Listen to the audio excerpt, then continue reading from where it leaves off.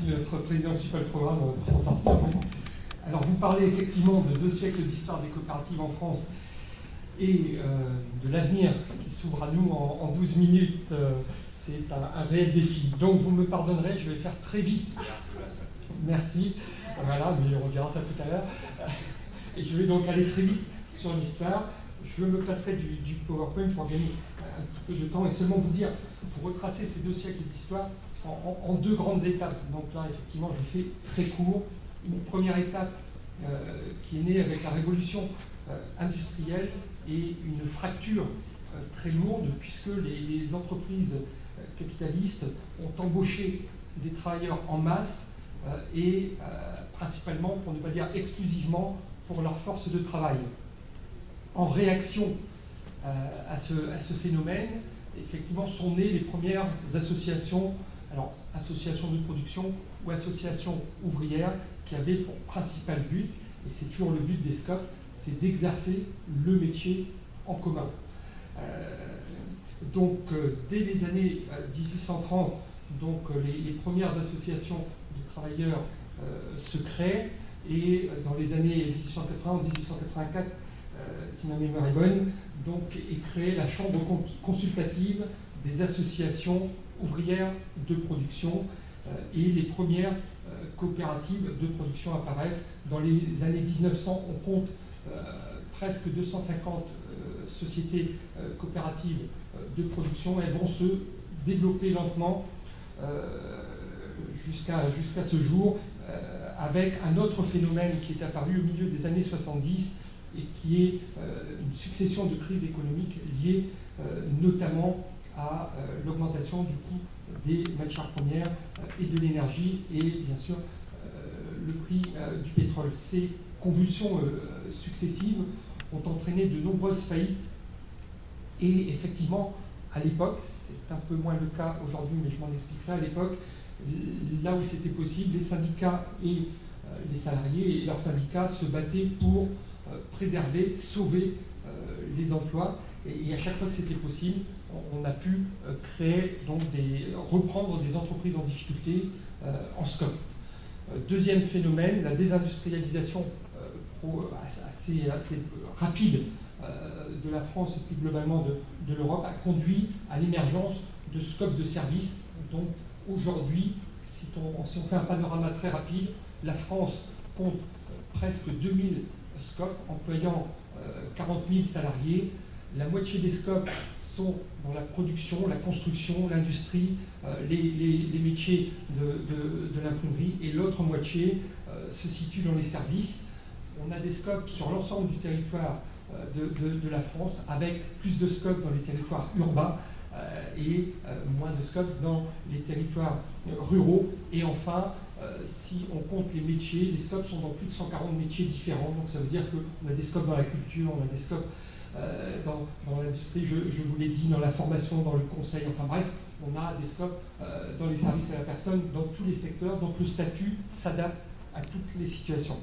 Nous entrons aujourd'hui dans une troisième ère qui effectivement est une nouvelle fracture, puisque les femmes et les hommes sont quand même plutôt malmenés dans les entreprises. Il y a une réelle crise de confiance, et la crise financière de 2008 aidant, je dirais, a conduit de plus en plus de femmes et d'hommes à chercher une autre voie et à essayer de trouver un endroit ou des endroits où on puisse vivre harmonieusement à la fois une vie professionnelle et une vie sociale, et qu'on puisse, je dirais, vivre un certain état de bien-être dans son travail. Je ne redirai pas tout ce qu'a dit José à l'instant, il l'a fort bien dit, et bien sûr c'est un contexte dans lequel la France se retrouve totalement. Je vais insister sur les enjeux qui sont les nôtres aujourd'hui. J'en ai situé 4, plus un cinquième, mais le cinquième on va le faire ensemble. Le premier enjeu est réellement celui de la communication, avec ce que nous appelons en France un péché mignon, c'est-à-dire qu'on est tellement content de se retrouver et de se rassembler qu'on a une forte tendance à communiquer entre nous, à communiquer pour les gens qui nous connaissent déjà. Et il faut faire tout l'inverse. Il faut communiquer en direction des personnes qui ne nous connaissent pas. Donc en France, on a fait un gros travail sur la communication, on a refait un travail sur la marque, on a une signature qui est La démocratie nous réussit, et on fait un gros travail de communication dans la presse. On s'est même autorisé à faire de la publicité dans les journaux et à la radio. Et je dirais que la finalité de ce travail de communication, c'est de transformer le capital sympathie qu'ont les coopératives en un véritable pouvoir d'attraction des acteurs, de ceux qui veulent entreprendre sur le plan économique, et un pouvoir d'influence sur les décideurs, puisque là aussi, en général, ils nous trouvent fort sympathiques, mais au moment des décisions, ils ont une petite tendance à nous oublier. Donc là, un travail important de communication. Autre priorité, autre enjeu, c'est ce que j'appelle le développement interne, le développement endogène de nos coopératives. Depuis que je suis président, je dis toujours que le premier vecteur de développement des coopératives sont les coopératives elles-mêmes. Donc on a besoin de coopératives qu'on peut appeler des coopératives vitrines ou des coopératives ambassades qui, sur un territoire ou dans un métier particulier, ont un rayonnement, sauf qu'on les connaît souvent par leur nom, on les connaît pour leur savoir-faire, on les connaît pour leur dynamisme, on ne sait pas toujours, le grand public ne sait pas toujours qu'il s'agit de SCOP. Donc on a transformé notre communication aussi en label, de telle sorte à ce que de plus en plus de SCOP associent sur leur site internet, sur leur plaquette, sur leur vitrine, le logo SCOP, et donc qu'on sache dans quel territoire que Arpège, c'est pas seulement un organisme de formation, mais c'est aussi une SCOP. Et donc d'afficher nos couleurs et de faire en sorte qu'au lieu d'avoir 13 unions régionales, on ait progressivement 200, puis 500, puis peut-être un jour 2000 petits points de communication, ce que j'appelle des points de vente, quand même, tout simplement, où les gens peuvent toquer en disant c'est quoi une SCOP, qu'est-ce que vous faites, c'est quoi votre différence, nous on aime bien ce que vous faites et on voudrait faire comme vous. Donc ça c'est extrêmement important. Et je regarde un tout petit peu mes notes, pour vous dire aussi qu'on a un enjeu, je ne reviendrai pas au niveau du développement endogène sur ce que j'ai dit ce matin sur la communication, donc sur la formation, pardon. Il faut qu'on ait un effort considérable de formation à la fois des coopérateurs et aussi des équipes dirigeantes, et également un développement fort, un enjeu fort sur l'intercoopération, soit sur des territoires, soit par filière de métier, mais qu'effectivement nos coopératives prennent l'habitude de travailler ensemble. Troisième axe, troisième enjeu, c'est le développement externe, le développement exogène.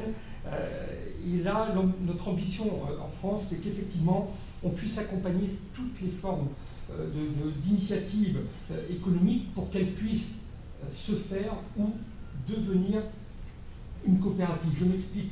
On a, par la crise, notamment que nous traversons, une explosion de ce qu'on peut appeler l'auto-travail. Donc les gens cherchent des solutions pour pouvoir créer leur job, créer leur emploi, en vivre du mieux possible. Ce ne sont pas pour autant des individualistes. Seulement, ils cherchent la solution à leur propre niveau. Nous avons en France, et nous le développons considérablement, des coopératives d'activité et d'emploi qui permettent, j'allais dire, d'être auto-entrepreneurs, mais dans le cadre collectif d'une coopérative de travailleurs associés qui va sécuriser l'auto-entrepreneur au lieu de rajouter de la précarité à la précarité. Nous avons aussi en France, forcément, et malheureusement pas trop dans le monde, un désengagement de l'État, mais aussi des collectivités, qui fait qu'un certain nombre de secteurs tout à fait stratégiques, comme l'environnement, comme la santé, comme l'alimentation, eh bien, on constate un désengagement et un glissement assez malheureux vers le tout privé qui contribue à une société à deux vitesses. On a aujourd'hui en France mis en place depuis 10 ans la société coopérative d'intérêt collectif qui ressemble à vos coopératives de solidarité, c'est parti de la même veine, mais qui permettent effectivement d'associer différents partenaires, différents acteurs, les collectivités, les salariés, les usagers, d'autres membres qui veulent soutenir l'entreprise. Et bien sûr, les salariés ne sont pas majoritaires dans ce type d'entreprise, et par contre, ils sont en général bien présents, et cela s'appelle chez nous des sociétés coopératives d'intérêt collectif.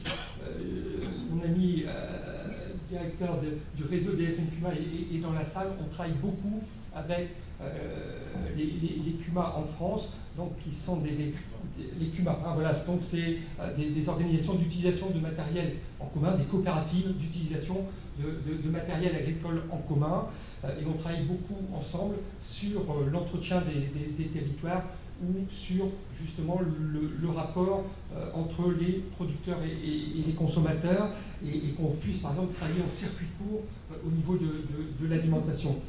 Troisième priorité, toujours dans cette troisième priorité, pardon, les SCOP elles-mêmes, qui là aussi sont parfois un peu frileuses sur leur propre croissance, et on a parlé beaucoup dans le congrès de mercredi et hier matin de la reprise d'entreprise par les salariés, de la transmission de salariés. On travaille aussi beaucoup à ce que les SCOP qui sont bien établis puissent reprendre des entreprises qui sont à céder tout simplement dans le fait de créer de plus en plus des groupes coopératifs. Je pense que là, il ne faut pas avoir peur. La démocratie ne s'arrête pas à la porte de nos villages. Il rentre dans nos villes, il rentre dans nos capitales. Et donc, plus l'entreprise est grosse, plus elle constitue un groupe, plus il faut inventer, je dirais, une forme de démocratie participative. Et donc, je pense, Mondragon en est un bel exemple, on peut avoir des groupes coopératifs, des consortiums importants qui, pour autant, fonctionnent sur un mode coopératif. Et enfin, on cherche, en fait, continue à chercher, comme vous, qu'on puisse entreprendre en toute situation, et notamment qu'on puisse reprendre des entreprises par palier, hein, et que lorsque les salariés ne sont pas capables de le faire entièrement tout seuls au départ, qu'on puisse, sur le mode de vos coopératives de travailleurs actionnaires, trouver des paliers qui fassent que les salariés sont associés, certes minoritaires au départ, mais vont le devenir de plus en plus. Quatrième et rapidement priorité, c'est le rassemblement et l'unité du mouvement. Je pense qu'on a en France 13 unions régionales, on a 3 fédérations de métiers, on a une société financière qui s'appelle Socoden, et on a ce qu'on appelle une union sociale, c'est-à-dire une entité, une organisation qui apporte des prestations sociales à nos membres, et une confédération. Et on s'efforce, autant qu'il est possible, et dans les 2 minutes qu'il me reste, effectivement, que face à l'urgence de la situation, on ait une action forte, cohérente et structurée. Et je pense qu'en plus, on n'a pas le droit de décevoir les personnes qui viennent, enfin les salariés qui viennent nous rejoindre n'ont pas du tout envie de revivre ce qu'ils ont vécu de l'autre côté, c'est-à-dire de la concurrence acharnée, de la lutte de clochers, de travailler au bénéfice de quelques-uns. Donc ils viennent pour un autre monde, donc il faut que nous soyons, nous, capables dans nos organisations de construire de nouvelles organisations. Et enfin, j'en conclurai par mon propos, c'est la dimension internationale qui est de plus en plus importante. On sait aujourd'hui que des masses financières considérables se déplacent d'un pays à l'autre, d'un continent à l'autre sur un simple clic. Il faut que nous arrivions à ce que l'esprit de la coopération puisse se déplacer très facilement d'un pays à l'autre, d'un continent à l'autre, en dépassant nos frontières, qu'elles soient culturelles, qu'elles soient linguistiques, qu'elles soient physiques. En tous les cas, je pense qu'ici, c'est un bel exemple de coopération internationale, mais je pense que ce n'est que le début. Nous avons tout intérêt, chacun dans nos scopes, dans nos coopératives, chacun dans nos pays, à voir plus grand et à voir ensemble, et à se réunir, et à s'unir, et à être plus fort, parce que le chemin est encore long à parcourir. Merci.